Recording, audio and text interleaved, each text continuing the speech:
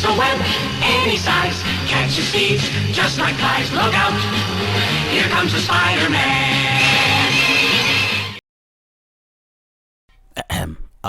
Hello? Anybody? Is someone gonna cut me down? I've got work in like 20 minutes.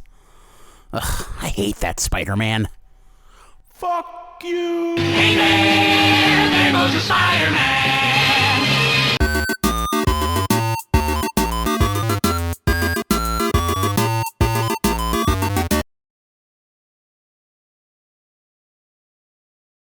Spider-Man Return of the Sinister Six is an action platformer developed by Bit Studios and released by LJN in the year 1992. In this game, you control the wisecracking web-slinger through 6 stages, each ending with a unique boss fight. The 6 villains include Electro, Sandman, Mysterio, Vulture, Hobgoblin, and Dr. Octopus. This game gets a bad rep from, well, the whole internet. And while the controls of this game can be a bit tricky to master, it's really not a bad game. Mediocre, sure, but there's definitely some fun to be had in this retro platformer. So that's the basics. Let's get to the speedrun. 3, 2, 1, go.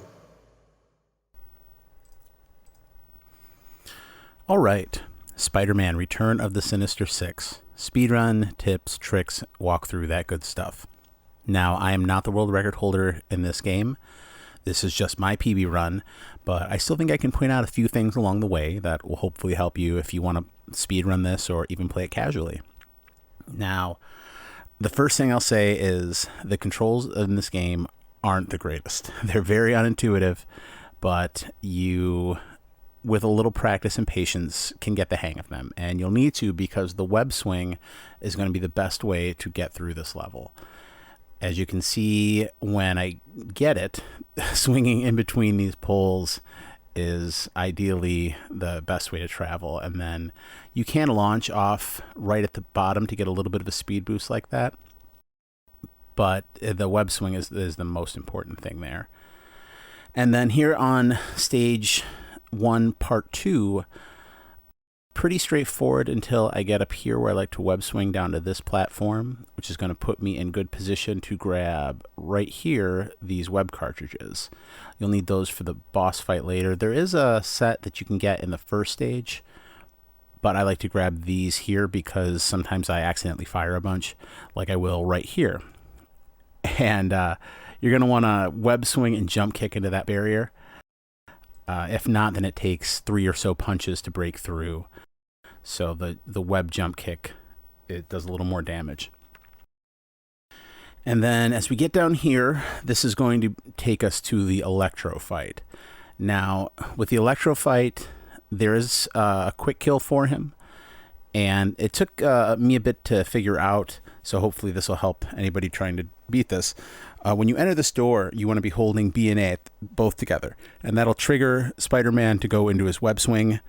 And then you're going to let go of A when Spider-Man's about right at the bottom of his swing, right about 6 o'clock on a clock. So right when he's about the bottom of the swing, you're going to let go of A and then press A again to initiate the jump kick.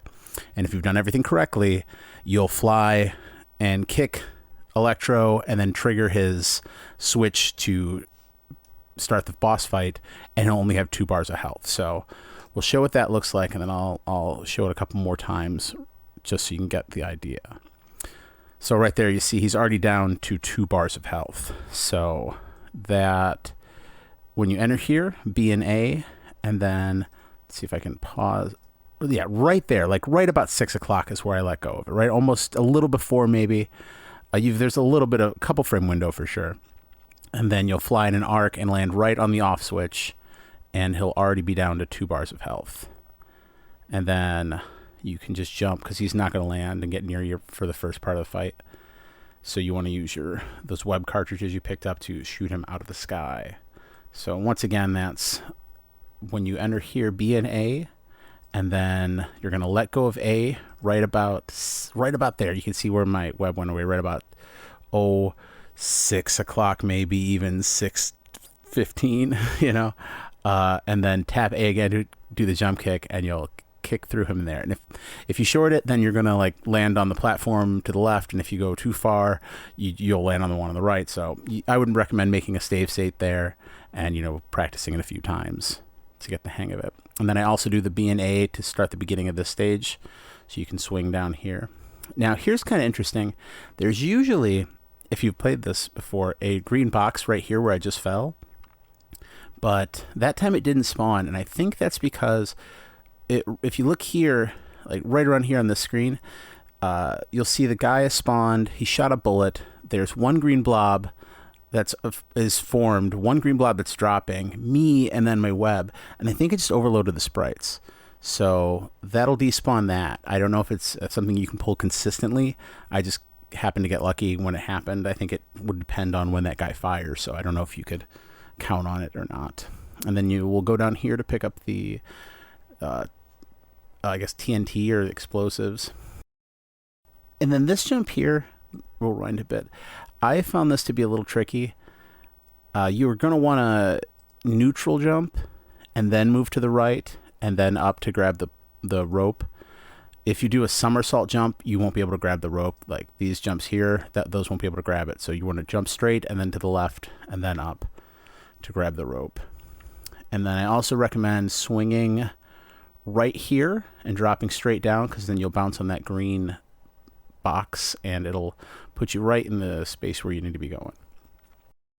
And then working your way up here, we'll get to the Sandman fight. Now, I just do jump kicks. Once I'll run to the left-hand side of the screen, you'll see me do that, and then I'll just jump kick and lock him. You can do a jump kick and then a punch, and then jump kick and punch, and it's faster, but it's also easier to lose him with the stun lock. So here I just loop jump kicks, but you can save a few seconds for sure right here if you attack him faster. Then going right into Mysterio's stage, there isn't too much this first part. This is pretty straight ahead. The ladder into this door here. I do miss a jump here. Whoops. And then this part took me a bit to find a consistent spot to jump off of. I like to do it right here, right at the edge of this platform, and then I can neutral jump and throw a web and pendulum back to the door. That was just the way I found to do it. That felt pretty consistent. And then obviously we skip picking up the X-ray specs you're supposed to get, because this is faster. Just make sure your brightness is high enough that you can see these enemies and jump over them, and they're pretty much the same every time as far as where they're going to be. They might be walking a different direction, but it's not too hard to avoid. Then down here, took me a bit to figure out how to do as well. This jump there, I don't know why, but it's just jump, neutral jump, and then hold up, and then that'll launch you up off that ledge there. And then these guys you can punch through with a long hold of a punch, or just jump kick over, depending on how you're feeling. I do it sometimes if I need the health, or if I think that I'm feeling lucky. And then Mysterio is pretty easy. You're going to punch, walk, punch, walk, punch, walk. I do like to try and position myself with my back towards a wall, because he won't spawn at a wall or on top of you. So chances are he'll spawn like right in front of you then. Like if I stand right here, he's going to pop right in front of me. And then punch, punch, walk. Just keep him in front of you and just don't let him attack. And that's really all there is to Mysterio. And then going into Vulture stage, it is remarkably similar to the first Electro stage, first part of that. This outside, and this, however, I don't do as many web swings. I try and do small jumps for the most part of it, because I find it's easier to dodge these incoming overhead missiles. And I have a habit of taking a ton of damage early on in the stage before we get to the Vulture fight, which is where my runs would usually die anyways. So Vulture is...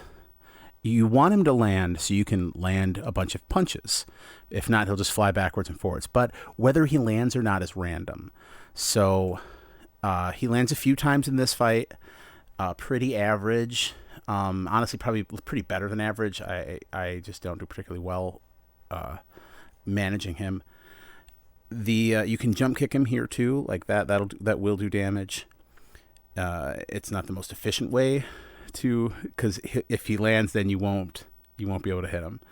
But it is if you're needing a couple last hits, it's not the worst idea to try and get him up here. But Vulture's he's just bad. I'm not a fan of him at all, and there's just really not much you can do about it. You go there and just hope he plays nice. And into Hobgoblin, this I really don't have much to say for this stage other than try and avoid damage and move quickly. Duh, right? I like to stick to the top when I can. There is stuff you can web swing on through here. Use some tree stumps you can and some of the platforms. And then here with Hobgoblin, you're going to want to just, punch and juggle again. The timing is a little weird with the rhythm of that. I like to try and aim above his hitbox a little bit. And that seems to keep him kind of managed. Like the one time I did it a little too soon there, he switched directions. So I try and keep him in your punch range, but I've lost a handful of runs to this guy as well. And that will bring us to the last stage, Dr. Octopus, Doc Ock, if you will. Much like the last stage, Hobgoblin, I don't have a ton of input for this first part, other than move quickly and don't get hit. All the enemies here do a ton of damage, so try and not take anything. But luckily, if the Doc Ock fight goes well, you won't take any damage at all. What you're going to do is he's really easy to stun lock. Now, the first phase here, I kind of mess it up. The second one goes way smoother, and then the third one I kind of mess up. You want to get as many standing strikes as you can in before you duck and start punching, because that does less damage. So here, he just didn't play nice, and he decided to run out and attack anyway, so there wasn't much I could do. But the second phase goes pretty well. I like to stop right in the door frame here, and then get as many punches as I can in now, and then I duck and start stun locking him there. Now, ideally, if you want to punch all the way through his sprite and then turn around and punch back, and you can do that too. I found it was just easy to lose the stun, and then, you can kill your run right there. So backup is always, just run into him and duck into his sprite and just start punching, and that'll do it. And we'll take one last look at that phase 2, I think, because that was the smoothest of the fight. Pause, punch him, and then once I get into his hitbox, duck and keep punching him to keep the stun lock going. And that's the basic idea for all 3 phases of this fight. I just happen to do it to varying degrees of success in this run. But that's it. That's the end of the run. I hope that you found this informative or entertaining. Please hit that like and subscribe button. That is always helpful.